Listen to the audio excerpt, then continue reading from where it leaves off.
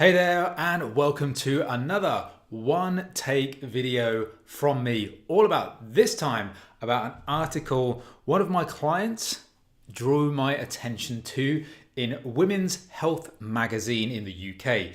The title of said article is 6 Ways to Boost Your Metabolism as You Get Older. Now, my client asked me in my Facebook group, what were my thoughts on this? Are the things that they're talking about, the 6 ways to improve your metabolism, actually based in fact?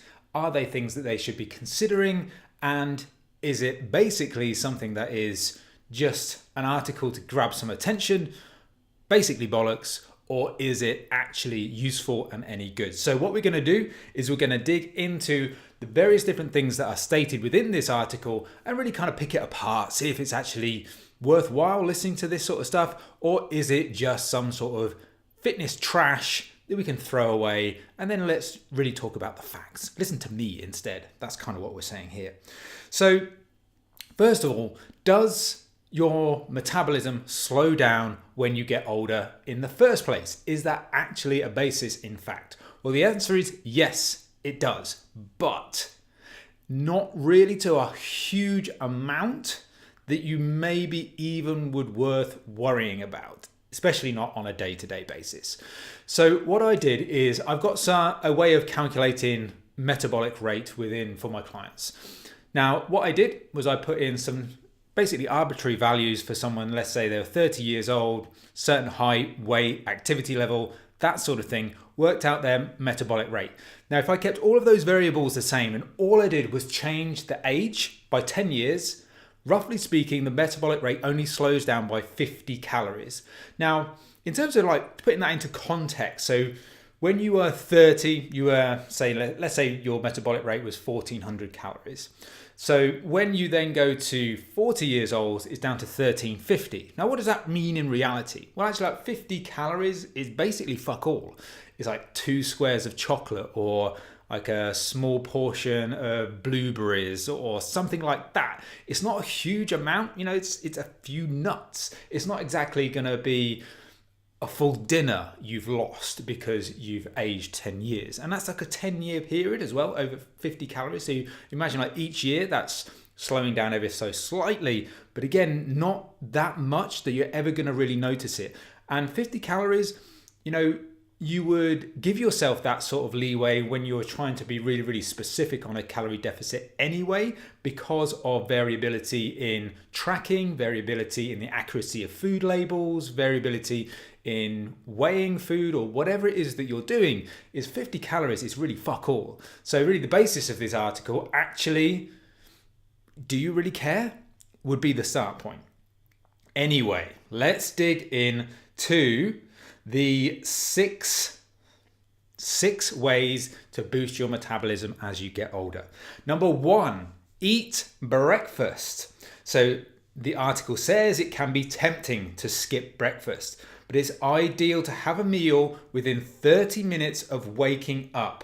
This will replenish your body from the night's sleep and set all of your systems up to function properly throughout the day.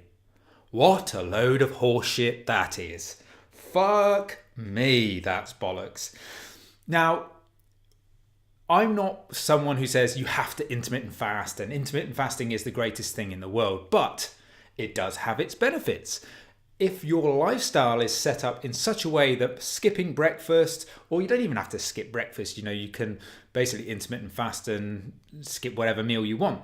But the principle of intermittent fasting, if that works for you and that helps your adherence, helps your calorie deficit, then great. And there are also some other benefits to intermittent fasting as well, which we won't dig into right now. But essentially, skipping breakfast doesn't really make any difference whatsoever. And the research is there to support that. So I would say that this first point is absolutely bollocks. And I will also say the last sentence or the last paragraph is even more bollocks.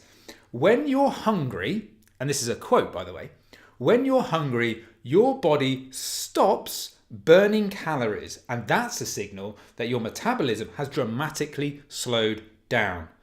Now, I'm no scientist. I am just plain old nutrition training guy, coach guy from the internet. But if you're hungry, your body stops burning calories. Now let's extrapolate that out for a second.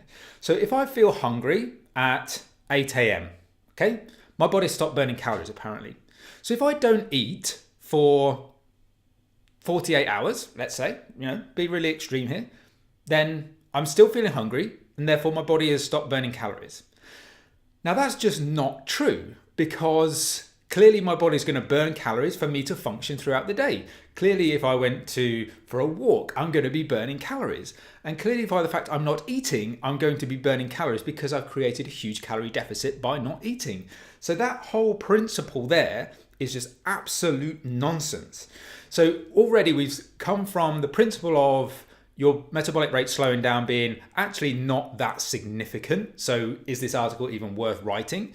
To the first point being absolute bollocks on all conceivable levels.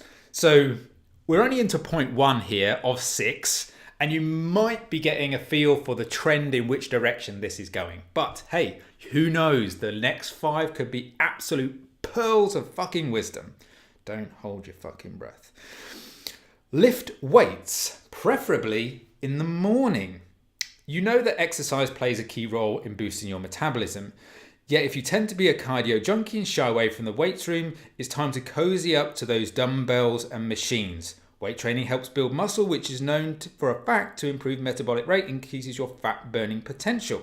So this is all quite good. I would obviously be in favor of you not being this cardio junkie, for you to lift weights, but the fact that you lift weights in the morning is just absolutely nonsense. And the reason they gave for this is when you lift first thing, your metabolism will be higher throughout the rest of the day. It just won't really, will it? Come on.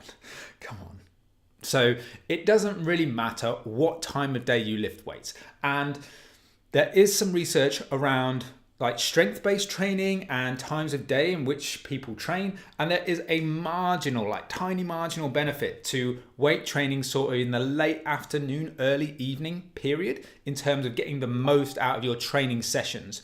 But that doesn't mean to say that training in the morning is bad, because obviously if you adhere to training more frequently by training first thing in the morning, then that's hugely more beneficial. If you end up trying to schedule it in the evening because this is the most optimum time, and you end up skipping it because that just doesn't suit your lifestyle, then that's a bad move. So if working out in the morning works for you, great, go do that. If working out in the middle of the day works for you, go do that. If working out in the evening works for you, go do that. Now, the next one, number 3, eat protein at every meal. So research shows that protein in particular has an important impact on metabolism. And then it goes on to talk about high protein versus low protein diets and all this sort of stuff, which is good. So yes, I would agree, a high protein diet is beneficial in the sense that if you are eating basically without tracking, then a high protein diet is probably going to help you feel fuller for longer. It's probably going to help preserve lean muscle. And it's probably going to help you in terms of just the overall process of losing weight and keeping on track, staying full, all of those sorts of things. There's a higher thermogenic effect, means that it costs more calories to actually burn through that stuff. So yes, high protein diet is more effective. However, the specific guideline or rule of eating breakfast at every meal, I think is misleading.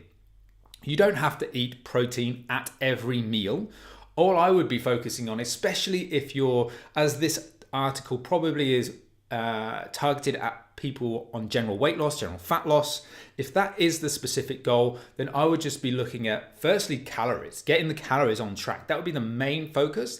And then I would be having a wide range protein goal. Now that would be anywhere between again, if it's not specifically someone who's trying to gain muscle and things like that and be really focused on specific body recomposition, I would be saying anywhere between a 1.2 to a 2 grams per kilo of body weight range.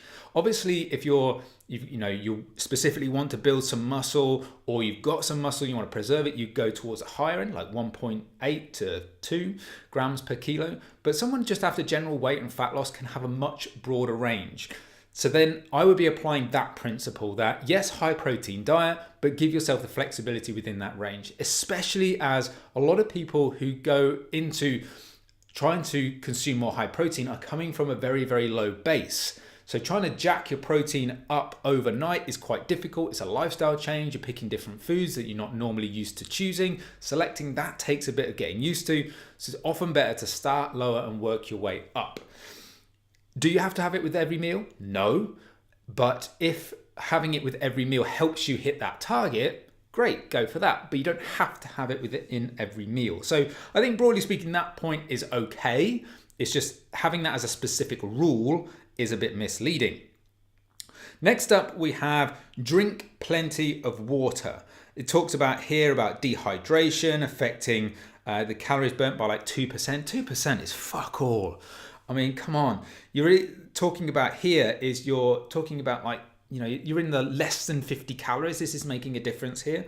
So I would agree that drinking plenty of water is good for lots of different reasons. Health, hydration, performance in the gym, all these different sorts of things. Yes, good for those different sorts of things. But in terms of like fat loss, it's just not really something that I would focus on for that specific reason. I would get someone to increase their water intake for other reasons than specifically trying to boost metabolism. I don't think those two things work well together. Next up, we have number 5, which is eat enough food. So when you're not eating, again, this is a quote, when you're not eating enough, you'd think your body would just burn through your excess, but in fact, it does the opposite. Your metabolism slows way down and it actually starts breaking down metabolism boosting muscle for energy. Now, again, this is not true.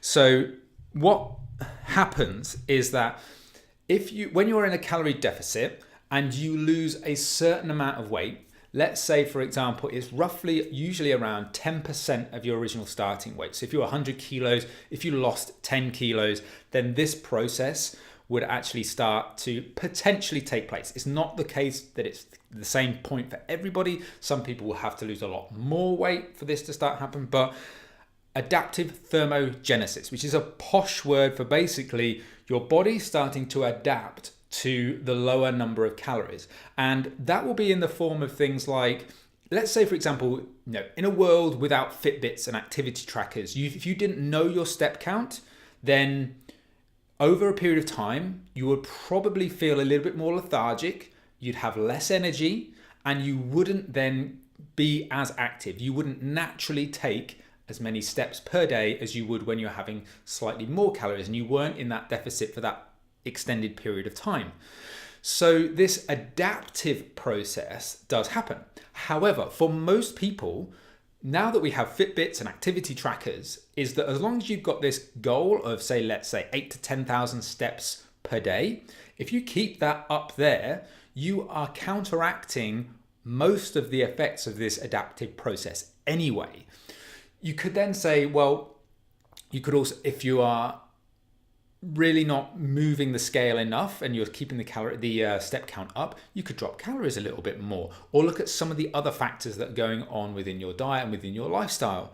To say that then at that point you would need to eat more is probably not right. You could do a refeed over say 3 to 5 days, well structured, so you're not just going batshit crazy, eating pizza and mainlining fucking donuts.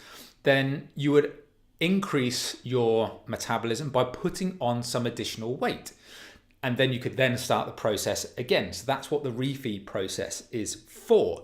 However, I would also say that, eating enough food is a good tactic for most, but not, again, for the reasons that are being stated here.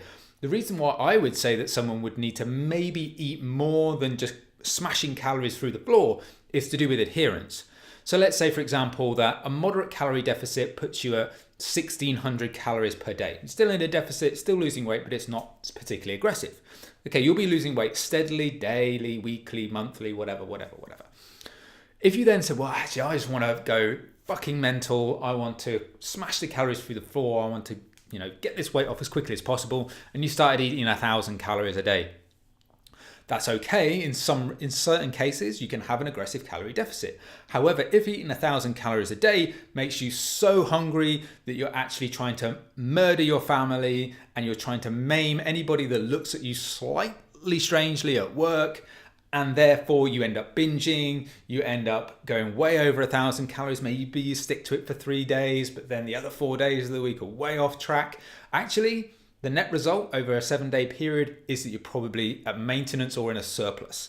And in that sense, dropping calories through the floor just doesn't make sense. And that's why I would make sure people eat enough food so that it gets that balance between adherence and weight loss and happiness. Basically, all of those three things coming together so that you actually achieve the results you want in a way that's sustainable, not necessarily for this bollocks that's been written here. And then the last one is meditate. Now, I'm not sure how meditating contributes to metabolic rate. I don't think there's a link there. However, they talk about stress and those sorts of things, and that's good. I would definitely say people should de-stress. If meditating helps you do that, then go for it. Now, stress is not necessarily going to impact fat loss. It may impact your total body weight, water retention with increased stress levels and things like that. That then could psychologically, lead you to be demotivated if you're not seeing the scale weight moving because your water weight is so up and down because of stress. That could be a factor. And if meditating helps you to reduce those stress levels, get back on track, then absolutely meditate. For me, I just can't get on with meditating. Maybe I'm too bloody minded as a man, but sitting there going doesn't really do it for me. So I don't do that. My way of de-stressing is kind of to go to the gym, really. That's where I de-stress, or read a fucking book. Now, whatever works for you, I would say de-stress. If it's meditate, cool, go for that. If it's not meditating, oh shit, there's my phone. If it's not meditating, then go do something else. So all in all, this article is not great, let's be honest. There are some hints of truth within there that you might want to sort of apply some of those principles, like lifting weights, drinking lots of water, making sure your calorie deficit's not too aggressive, keeping a high protein diet. Some of the broad things that they're talking about are actually quite useful. However, some of the reasons why they've recommended it and some of the things that they stated are absolute fucking bollocks. So take from that what you will. I will put a little picture up of the article somewhere on this video, or link to it in the description below. But if you've got any questions about this, you've got any comments about this, feel free to let me know. But I hope you enjoyed it, hope you found it useful, and I'll see you on the next one.